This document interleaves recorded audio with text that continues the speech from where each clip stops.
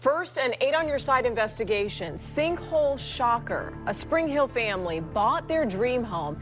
Then weeks later, they found out about a gigantic sinkhole. Their insurance company dropped them. They now face foreclosure and the fear of the ground collapsing underneath them.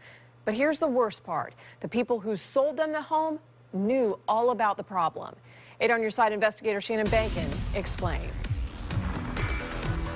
Jen, not only did these sellers know about this sinkhole, they were paid $155,000 in an insurance settlement. But instead of fixing it, they sold the house, collecting another $275,000. And they took all that money and moved away. But we caught up with them. We got a call about your old house on Bonnie in Spring Hill, about a sinkhole there. I have no comment. You have to talk to my lawyer, period. Was there a sinkhole there? It was disclosed. It says right here on the sinkhole form, in your disclosure form, that you didn't get paid. That there was no claim, that there was no damage. I'm not making no comment. Chuck and Mary Grace Serena cashed in on their problem sinkhole house in Spring Hill, pocketed $155,000, and moved on up.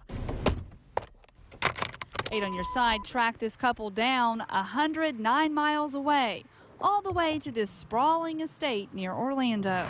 Our 8 on your side investigation found they lied on disclosure forms, checking no to a sinkhole and no to receiving money for a sinkhole claim.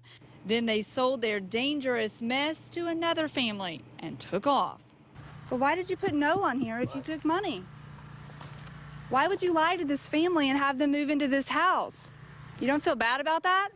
Guess not. Serena would not even tell us who his lawyer is. Hey, Chuck, I'd like to call your attorney. Can you just tell me who to call? Maybe he should put that number on speed dial. I can't sleep at night. Adam and Victoria Cooper bought the Serena's sinkhole house last December with no idea that the ground beneath their pool is opening up. See how it's leaking all around the top? These are all new cracks. There's more cracks that are starting to come up. Cracks concealed by thick paint are now busting open. That's just straight out misrepresentation and greed.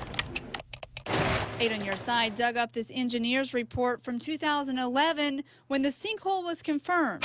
That's why insurance company Liberty Mutual gave the Serenas a check for $155,000 so they could stabilize the ground. But instead, they pocketed the money and put the house on the market. None of this was disclosed as required by law to the Coopers. An even bigger lie was that you benefited from your own insurance company, plus then you benefited from us on something that was our dream.